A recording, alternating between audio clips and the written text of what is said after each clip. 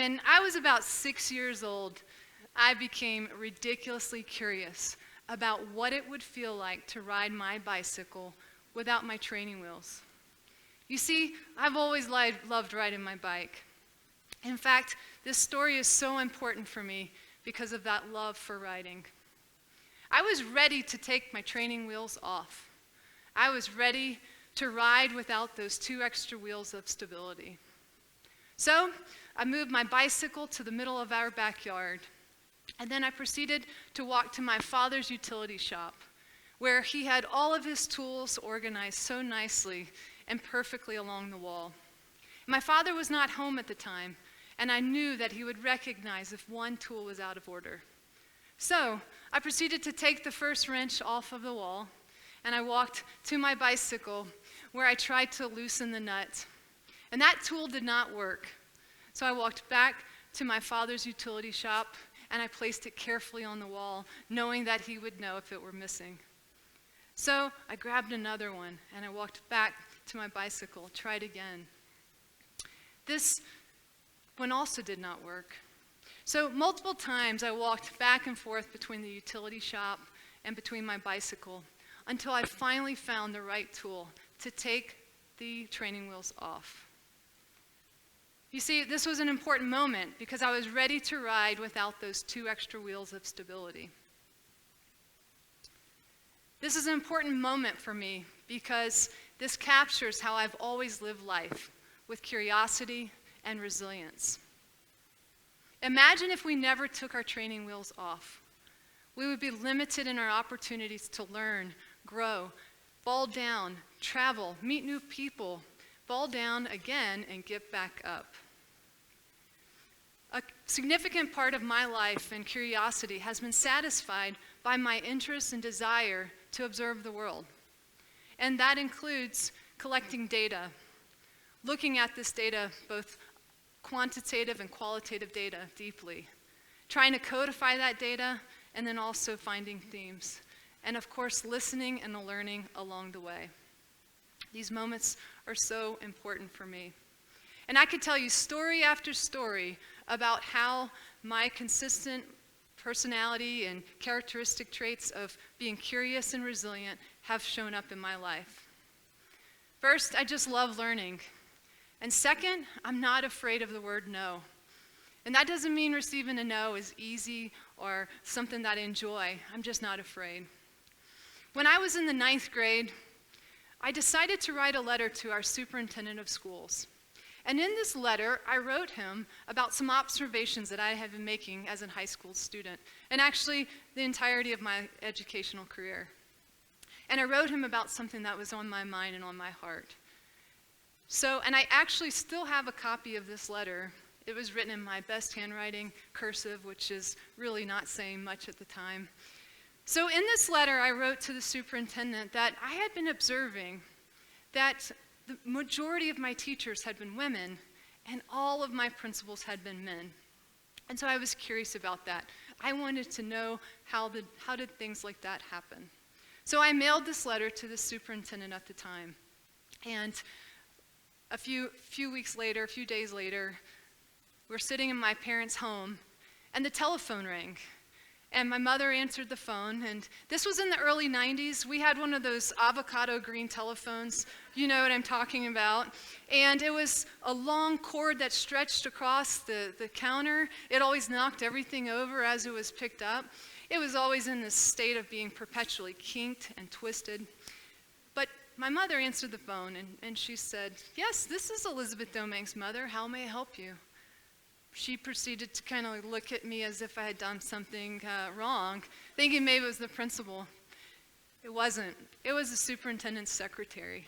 She was calling to set up a meeting with me because the superintendent had received my letter. It proceeded that my mom hung up the phone and said, "What was in this letter?" And I've shared with her, this dilemma that I had been observing for so long, and it was on my head and on my heart. And of course, thankfully and gratefully, my mother took me to see this superintendent. I sat across from this person, this large desk, and I said, "Thanks for meeting with me. This means a lot." And I asked him, I said, Why have I never had a woman as a principal before? And he said, quite simply, it's because no woman has applied before. I would love to hire a woman as a principal. He proceeded to encourage me to pursue all of my dreams and goals without fear of failure. And I left excited. You know, in that moment, a few things happened reflectively. I took a risk in sending a letter. I didn't know if that letter was going to be responded to or not. Also, I met someone I had never met before. And actually, I don't really think I even knew what a superintendent did. And then he didn't tell me women shouldn't be principals. In fact, he told me the opposite. And he encouraged me to pursue my goals. Little did I know that moment, that situation of taking a risk and writing a letter, meeting the superintendent, would eventually lead to my life's journey and a trajectory for me, that I would become a school principal and now the superintendent of an amazing school district here in Manitou Springs. You know, this journey definitely hasn't been easy, and I can definitely say I've received no's along the way. It's been hard at times. But there's never been a time where I haven't stopped to pause and reflect about how I can do better, be better, think differently, and that's been important for me. So what are the lessons worth sharing today?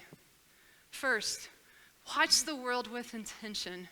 When we see things that are off or not aligned to what we believe are possible, especially for students, we have to collect some data and make sure that the data are then used to be productive and make change.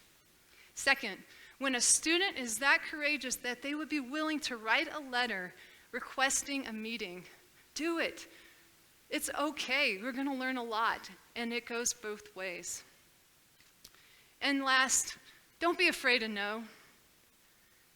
When you're fighting so hard for what you believe to be right and possible in this world, no does not mean never. I'll say it again. No does not mean never. Keep fighting for what you believe in. Keep fighting for what you know to be true and good. I've always had a curious mind. A curious mind with a heart of compassion can be quite burdensome. But I wouldn't change any aspect of this disposition ever. I feel blessed. So, when I think about these stories that I've shared with you, in the training wheels, I was learning what it felt like to be autonomous and to try new things and take some risk.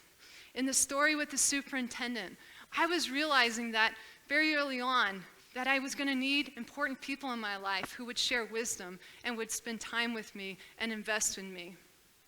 And then personal story after personal story, there's never been a time when I haven't realized how important being reflective and showing gratitude matter. So I share with that child, that 6-year-old version of Elizabeth, well done. Keep doing those things. Keep fighting for what you believe to be right and possible, especially when it comes to children and what they deserve. You know, and I would be remiss if I failed to share how important the characteristics of resiliency and curiosity have been during this time of leading alongside others during a pandemic and making sure we're keeping kids in school. They've been essential. So I'll leave you with this brief summary. A curious mind paired with resiliency and love are the ingredients for being unstoppable in whatever you might pursue. So what are you curious about? And what training wheels in your life might need to come off today or tomorrow so that you can pursue your goals? And once you know what it feels like to take those training wheels off on your own and alongside others, you'll never not do that again. Thank you.